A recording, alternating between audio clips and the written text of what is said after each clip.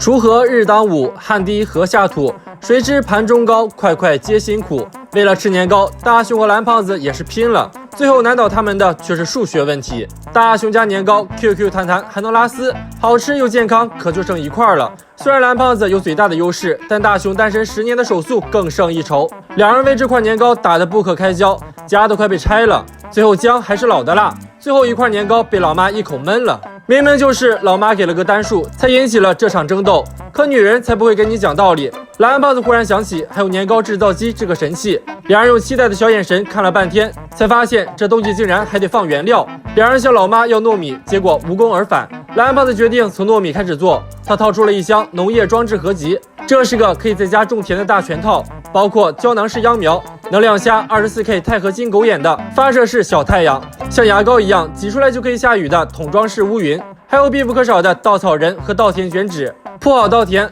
蓝胖子叫上大熊一起来插秧。大熊一看就是没经过社会毒打的，还得蓝胖子教了才会专业手法，也算是体验了一下什么叫面朝黄土背朝天的生活。不仅腰酸背痛，还热得满头大汗，因为温度实在有点不正常。好不容易到了梅雨季，降水量却少得可怜，看来是季节控制器坏了。蓝胖子的东西果然都是便宜货，稻田已经干到裂开了，浑身是泥的大熊和蓝胖子匆匆跑到卫生间，看到一地的黑脚印，老妈还以为他俩去了东北玩泥巴，拿了桶水回来，没想到控制器又到了另一个极端，稻田都被水淹了，水桶的作用一下子颠倒了过来。大熊和蓝胖子急急忙忙往外舀水，把老妈刚擦干净的地板又踩满了黑脚印，纯人工实在赶不上了。蓝胖子只好用上了最后的手段——晴天娃娃。没想到这看上去很玄学的玩意儿还真的有用。蓝胖子刚想休息一下，又发现田里长出了杂草，两人只能顶着大太阳手动拔草。但蓝胖子自己也累得顶不住了，拿出了一本鸟类食物图鉴，从里面倒出来一堆专吃杂草的鸭子放进田里，这可比纯手工快多了。大熊和蓝胖子终于能悠闲地坐下来休息一下了。稻花刚长出来，风力又有些不对劲，显然这是台风来了。两人在狂风暴雨中用绳子把稻子互相捆起来，接下来就要看他们自己的造化了。终于天空再次放晴，稻穗也长得又大又饱满，稻田逐渐变成黄色，马上就可以丰收了。可是当蓝胖子头上出现一只蝗虫时，他就知道大事不好了，放任不管的话，稻子全都会被吃掉。虽然他俩已经很辛苦了，但这蝗虫也是套装中的一部分，不爽不要玩。虫子还没赶走，麻雀又不请自来。蓝胖子拿出早就准备好的稻草人，然而并没有什么用。累趴了的两人终于把害虫都赶跑了，田里也全都变成了金黄色，整整收获了2大架子的稻谷。这下年糕制造机可以派上用场了。两人期待的小眼神没有落空，年糕一个又一个的从机器里冒了出来。蓝胖子看了看计量表，还可以做259个，这也就意味着平分下来分别是130个和129个。那么问题来了，会是谁少吃一个呢？大熊和蓝胖子又因为一个年糕打了起来。如果面前有4杯水，要分给蓝胖子、大熊、胖虎、小夫和静香5个人，小伙伴们会如何分呢？不要走开，下集更精彩。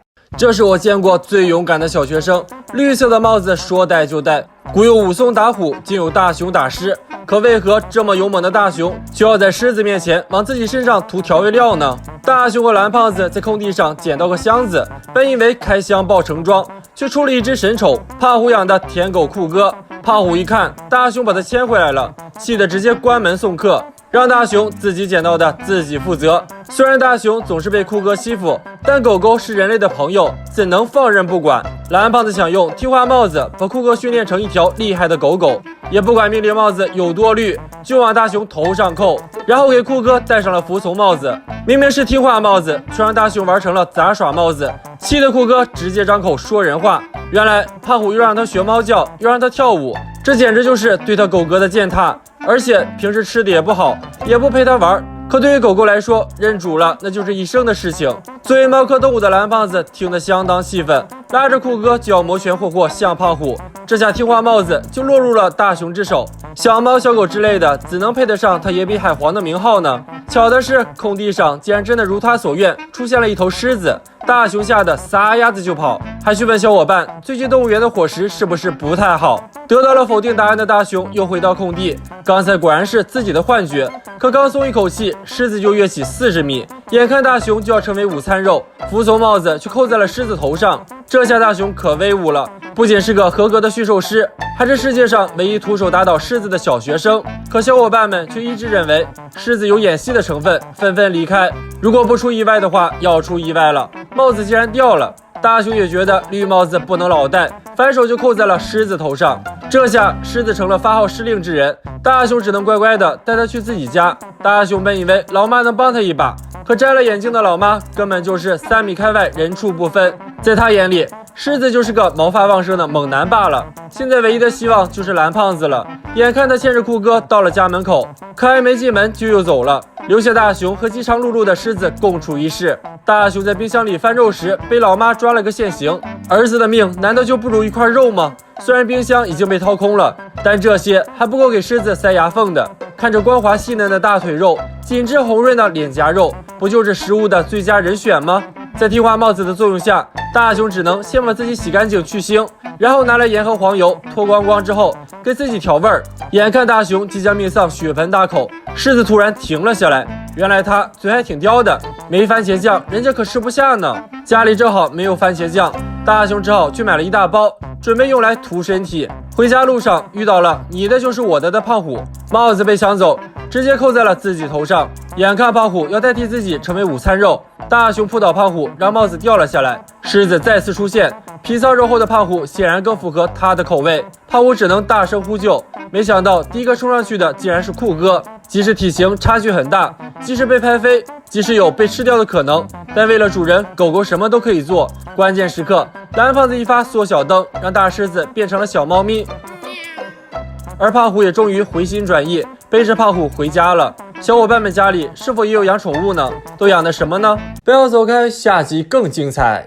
小夫家上演《封神演义》，雷神阎王纷纷到此一游。小夫可一点也不想当牛魔王，还请王母娘娘收了神通吧。小夫给大家讲了个迷信笑话，说是一直敲茶碗就会招来穷神，连小学生都不信，但小夫家却有个93岁高龄的活宝。小夫故意问奶奶，撒谎的人会怎么样？只听奶奶回道，会被阎王拔掉舌头哟。说好的建国后不迷信，成功把小伙伴们逗笑了。大熊捡到的这波笑话一直持续到回到家，可蓝胖子却认为科学并不是全部，因为它会让人的心变得匮乏。大熊的智商显然理解不了，但大家不尊重奶奶的行为却是事实。蓝胖子拿出一罐管教糖果，带去给奶奶吃了一粒儿，没想到这老太太牙都没了，吃糖还挺利索的。回到家，蓝胖子迫不及待地拿出间谍卫星，此时的小夫正被教育呢，可气不过的他直呼老妈是刁妇。奶奶闪亮登场，说爸妈坏话嘴巴会变弯哟。可母子俩谁都不相信。不仅如此，小夫还偏要作死，对着老妈来了个笨蛋3连击，给老妈气炸了。小夫正开心呢，嘴就真的变弯了。直到听了奶奶的话，向老妈道歉之后才还原。老妈到底还是护犊子，说不定这只不过是中风了呢。小夫在家里还真是个少爷，吃个西瓜还得奶奶送到嘴边，连籽儿都不吐。他才不信奶奶说的吃了籽儿肚脐会发芽呢，真那样岂不是能浇点水自产自销了？然而西瓜藤真的从他的肚脐上长了出来，这下老妈也没法用科学解释了。母子俩急得赶忙出门看医生，外边就开始打雷下雨了。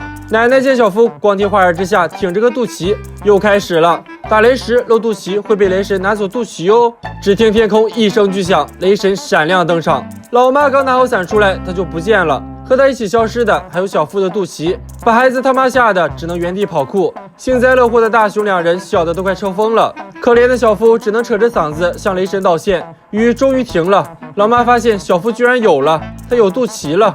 浑身不爽的小夫回到房间，准备用艺术洗刷自己的灵魂，可是心烦意乱的他又怎能画出梵高的灵魂？最后把锅都推到了话剧上，把他们通通丢进了垃圾桶。奶奶再次闪亮登场，警告他物品也是会哭的哟。小夫装作不可置信的样子躺到了床上，垃圾桶里真的传来了各种各样的哭声，吓得小夫哭着去找妈妈。大熊两人已经笑得满地打滚了，为了不错过精彩节目，他俩直接把饭端到了房间里。看着小夫下饭，他不香吗？小夫吃完饭就往床上一躺，把奶奶的话全当耳旁风。睡着睡着，小夫就像奶奶说的那样变成了牛，打呼噜也和牛一样洪亮。大熊两人忍不住要去看活的牛小夫，老妈却骗他俩说小夫不在家。接着奶奶又重复了一遍的话成真了，阎王拿着拔舌头的钳子出现在了小夫家中，直接一波送走了小夫老妈。牛小福只能闷闷的叫着老妈，欲哭无泪。经过这次的教训，小福应该不会再看不起奶奶了。大雄到家的第一件事就是看电视。蓝胖子见教他学习不顶用，拿出了管教糖果，打算吃一颗。谁知眼尖的大雄捷足先登，打扰别人看电视就会出现巨型老鼠哟。这下蓝胖子再也不敢说大雄半句不是了。如果糖果没有被大雄抢走，蓝胖子会说出什么话来管教大雄呢？